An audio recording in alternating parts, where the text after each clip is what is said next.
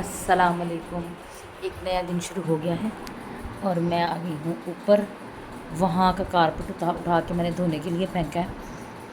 मेहमान जब थे ना तो फिर कोई लिहाज नहीं करता, सारे जुत्तियाँ लै लै के उत्ते चढ़ी जाते हैं। वो मैं धोने वाला सुट्टिया वा।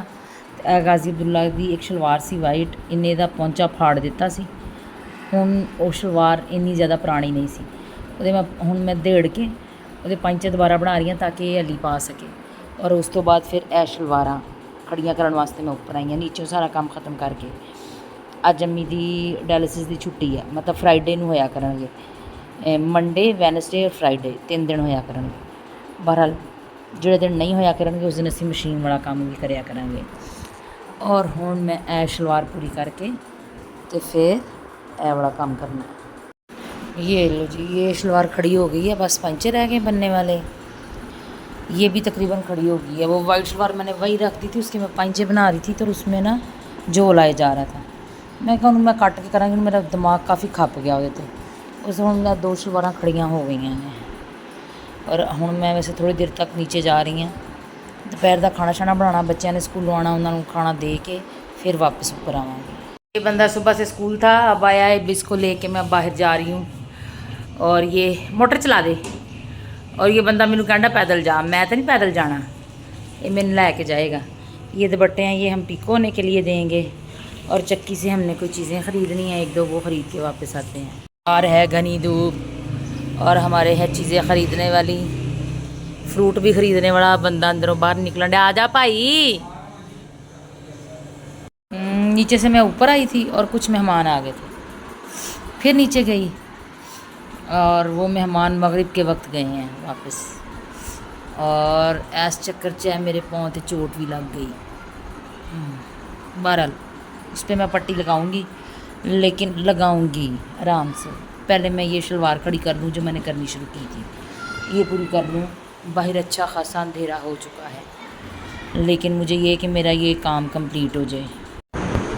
ये हमारी दूसरे दिन की वीडियो। अम्मी को मैंने लेके जाना था, उस दिन तो मेहमान आई जा रहे थे। अम्मी को मैंने लेके जाना था सुबह, ये अर्ली मॉर्निंग का टाइम है।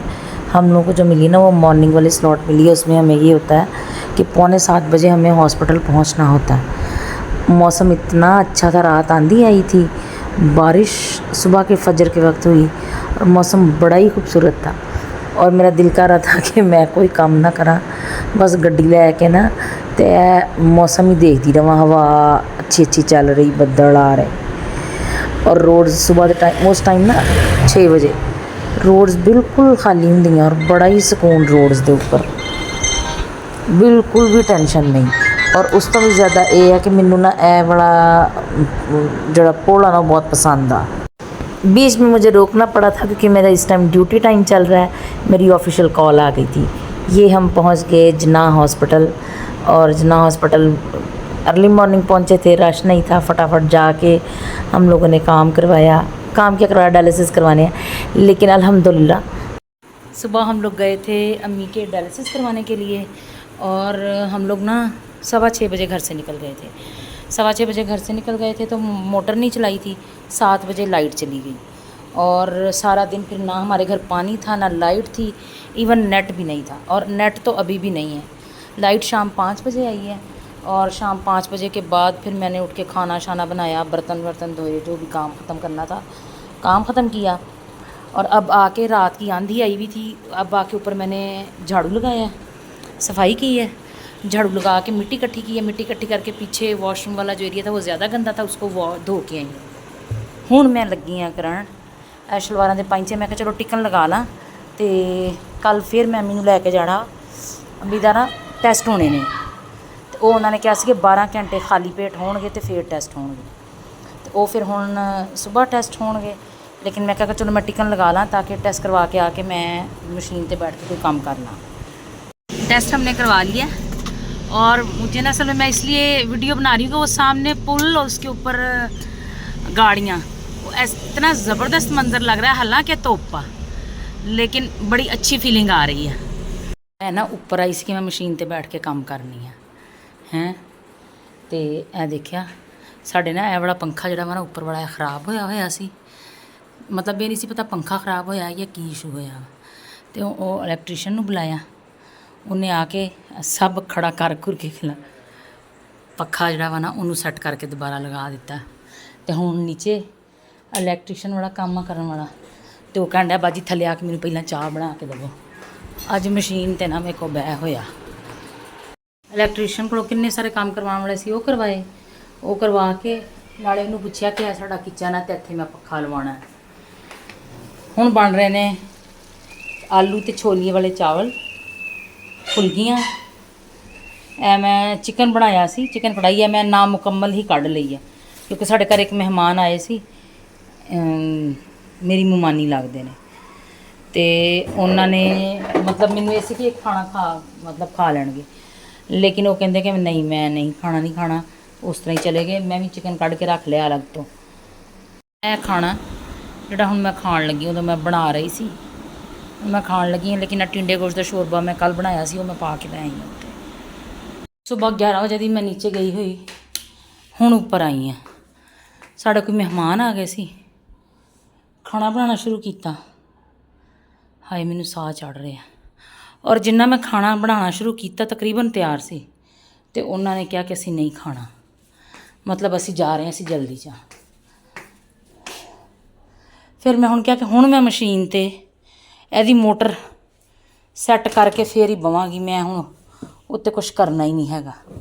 ਹੁਣ ਇਸ ਮਸ਼ੀਨ ਨੂੰ ਜਿਹੜਾ ਉਦੋਂ ਦਾ ਮੈਂ ਬੰਦ ਕੀਤਾ ਹੋਇਆ ਨਾ, ਮੈਂ ਇੱਕ ਵਾਰੀ ਇਹਦੀ ਮੋਟਰ ਐਡਜਸਟ ਕਰ ਲਾਂ ਅਤੇ ਮੇਰਾ ਕੰਮ ਆਸਾਨ ਹੋਏ। ਹੁਣ ਇਹ ਮੋਟਰ ਲੈ ਕੇ ਅਸੀਂ ਮਕੈਨਿਕ ਕੋਲ ਚੱਲੇ ਹਾਂ। ਇਹਨੂੰ ਮੈਂ ਜਾ ਕੇ ਦੇਖਣੀ ਮੈਂ ਕੀ ਕਰਨਾ, ਜਾਂ ਤਾਂ ਮੈਂ ਇਹਨੂੰ ਸੇਲ ਕਰਕੇ ਨਵੀਂ ਲੈ ਲਾਂਗੀ ਜਾਂ ਇਹਦੀ ਕੋਈ ਐਡਜਸਟमेंट होएगी। ये देखो जी, ये मोटर मैंने खोल ली है खुद ही। मैं गाजी अब्दुल्ला ਨੂੰ ਆਵਾਜ਼ਾਂ ਮਾਰ ਰਹੀ ਸੀ, ਉਹ ਨਹੀਂ ਸੁਣ ਰਿਹਾ ਸੀ।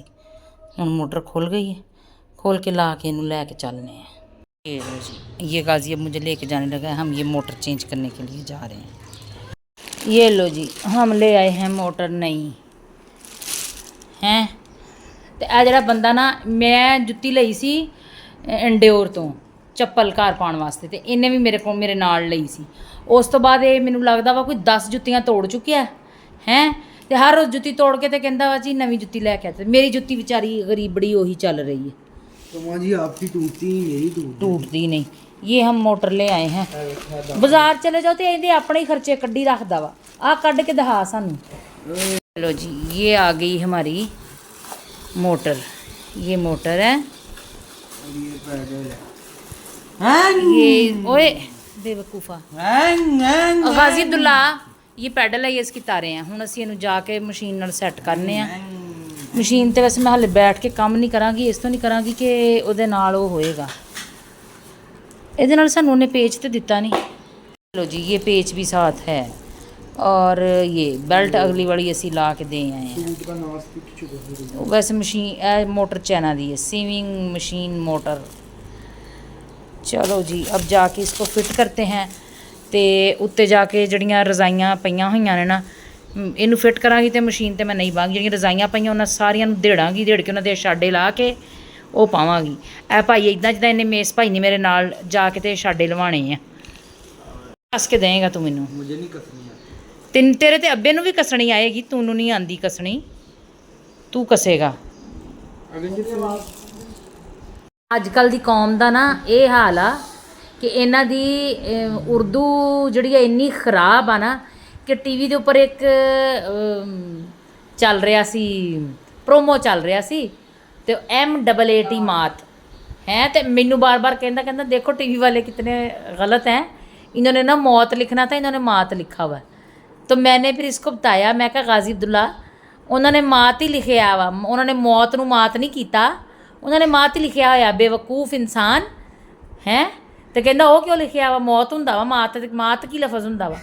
फिर इन्हूं मैं दस्सिया कि मात जड़ा वा ना हार नूं कहीदा वा, किसी चीज़ च हार जिहड़ी आ उहनूं मात कहीदा। बेवकूफ़ा, ये तड़े हाल ने उर्दू दे। तो पंजाबी तो तुसीं बोलो नहीं, तो तुहानूं तो पंजाबी आनी भी नहीं, तुहानूं तो समझ नहीं आनी कि असीं पंजाबी च कह की रहे हैं। बर्गर ना होण ते। ख़वातीन हज़रात, ये मेरे बच्चे हैं और ये मेरे साथ मेरी हेल्प नहीं करा रहे हैं। ये मुझे जो कहते हैं मैं इनकी वही हेल्प करती हूँ। ये मुझे जो खाने के लिए कहते हैं मैं वही बना के देती हूँ। जहाँ मुझे जाने के लिए कहते हैं मैं वहीं चली जाती हूँ। जितने पैसे मेरे से ये मांगते हैं मैं इनको वो पैसे देती हूँ। हैं जो कपड़ा ये मुझे कहते हैं, मैं बाज़ार शॉपिंग करने के लिए जाती हूँ ना, मैं अपने लिए शॉपिंग नहीं करती हूँ, मैं सिर्फ इनके लिए शॉपिंग करती हूँ। मैं अपनी सारी सैलरी इन दोनों पे लगाती हूँ। और अब इनको मैं कह रही हूँ कि उत्ते रजाइयाँ दे शाडे लवा दो, तो नहीं लथन लान देन डे। ख़वातीनो हज़रात, इस वाले को शर्म आ गई है थोड़ी थोड़ी और इस वाले को नहीं आई है। शेख राइयां दा बाल करतूतां शेखां वालियां। तो जी हम मशीन निकाल के बाहर लाए हैं और अब हम इसको मोटर, ओए दूजे पासे लगनी हो कमड़िया, इस तरह मोटर लगाएंगे अब।